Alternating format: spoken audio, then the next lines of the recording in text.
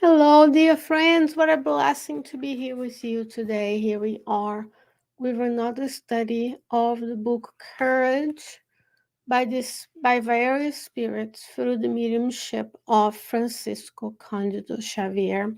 Here we are with chapter 4 that is by the spirit Emmanuel.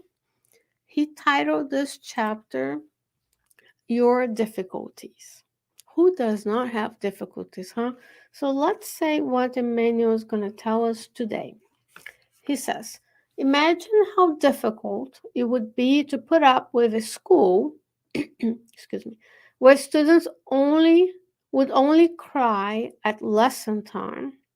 We ask you to consider this image because Earth is a multi-millenary school and it is imperative to accept the difficulties as lessons, accepting their usefulness and their objectivity.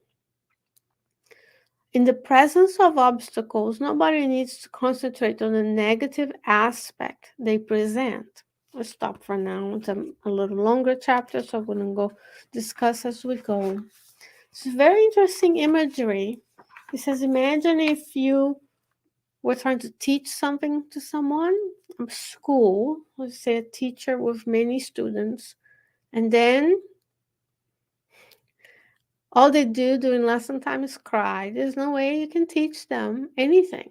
Education in terms of giving them instruction, which is a majority of our schools instruct students into different subjects. Education starts in the home. Conversation for another time.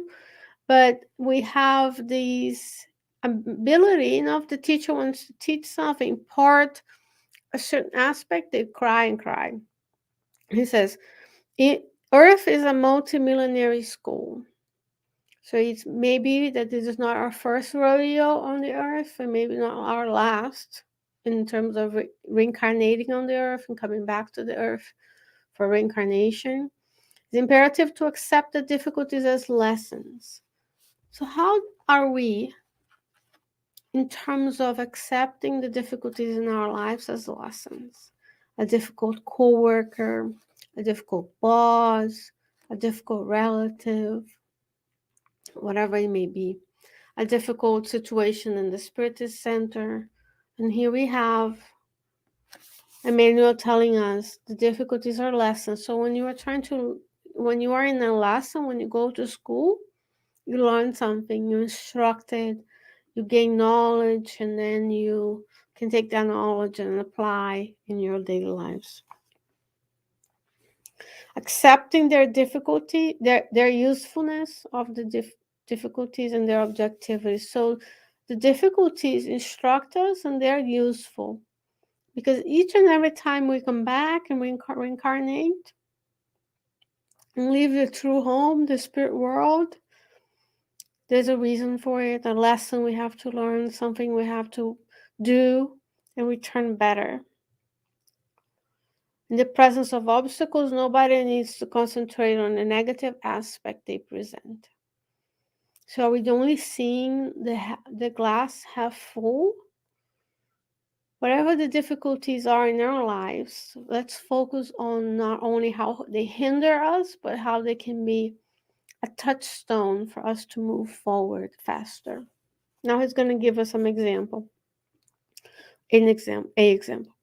A shipwrecked person who is desperate for stability, moving by the will of the waves, look at the mud at the bottom of the sea, but will reflect upon the best way to reach firm land. So they're looking at where they are, shipwrecked, but they're looking, I want to get there. So today you are in here, whatever you're doing, watching this on Thursday morning. And then you're looking, I want to be there. You look at Jesus and be like, one day I'll be there. You look at the person who's next to you, the good they're doing. Even if they're hindrance to you, we're saying the difficulty is a lesson. What do I have to learn? Especially if the circumstances are similar. So you are in a certain neighborhood, or you always change jobs and your boss is the same. not the same person, but the same kinds of coworkers, the same difficulties in relationships. That is God telling you you have to learn something. This person like, okay, let's put this person here this time. They may learn, and we don't learn, and we move on. We forget, we go with ourselves, and then we constantly seeing the difficulties with the negative aspect. Thanks to the forgetfulness of the past, we are blessed not knowing who those people are that reincarnated around us. We have an inkling there is something we need to do together. There's a relationship there. Nothing is at random. And then we forget, and then we don't have the whole picture, and then we complain that we have that person in our lives. But those are lessons. He says, every minute of complaint is a wasted moment, ruining precious potentialities for the solution of problems, about which we have been making laments. I'm going to repeat. Every minute of complaint is a wasted moment, ruining precious potentialities. So every time we stop to complain, to reminisce on something, to just see that how is this stopping me, how is this not helping me, he says, you're ruining precious potentialities for the solution of the problem. Sometimes it's about working together. Sometimes the desert is yours to go through alone. The decision is yours, even though you may have the safety net. So, where is God taking us? Where is our reincarnatory plane taking us? What choices have we made in this life, in the previous life, so that today I can make better choices, so my future life is better? When I return to the spiritual realm, I will be with a lot of checklists on my reincarnatory plan. She says, every test, no matter which one, appears on your pathway in order to increase our strength and improve our experience. So whatever we're going through, it appeared for us to increase our strength and improve our experience. Quotes to summarize, almost all difficulty means suffering, and all suffering, mainly those which we do not cause, produce renovation and help for ourselves. Remembering at the end of the darkness, there will be a new dawn. We should face the obstacles of life without fear. Each one of them is a bearer of a specific message. One is a challenge requiring patience. Another one drives you to the sublime capacity of loving in crucible moments of probation. Above all, we should learn to decipher the enigma of existence with the school of eternal goodness. Serve and comprehend. Serve and endure. Serve and edify. Serve and benefit. Your difficulties are your blessings. On them and by them, you will find the necessary encouragement for you not to fall over your pride and neither entrap yourself in the snare of apathy. Continue step by step, little by little, on your journey of improvement and ascension. Unquote. Emmanuel. Your difficulties are your blessings. What a different way to see the world, our life, our lifetime. So perhaps I look at myself, I make a list of everything that I'm going through, the self-reflection, question 919 of this book, self-knowledge. What are my tendencies? What are the things I will need to improve? What are the qualities I already have? What are the noble qualities I want? Where is God putting me? Who is around me that I can help? Who is not around me that I can help?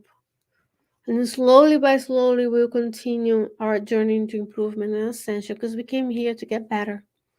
Nobody here came here to just suffer for the sake of. But the suffering is a blessing. The difficulties, he says here, Almost all difficulty means suffering, and all suffering produce renovation and help for ourselves. Remembering that at the end of darkness there will be a new dawn. So tomorrow the sun will rise after the night falls, and we'll be together with others in this world and beyond. Every time we get together to create goodness, to be better, to try to improve, then God will send his messengers to help us. Your guardian angels is there for you 24/7. The guardian angels of those who are having difficulties with are there for them. So this interchange and evolution and improvement in both worlds is at hand. It's within reach. So today we see our difficulties as opportunities for improvement, to learn patience, compassion, to redress mistakes, to learn more. So when we return to our home, our true home, we can say we did the best we can. Dear friends, it's always an honor to be with you here. Please make sure if you like this, do the regular things to make this content go, not just this one, but all of Kardec Radio, your spirit centers on content, so they can go spread, can be suggested to other people who may be in difficulties. God willing, I'll be back with you next week. Until then, may you stay well, may you stay safe, take care of someone else and yourself, and I'll see you soon. Bye bye.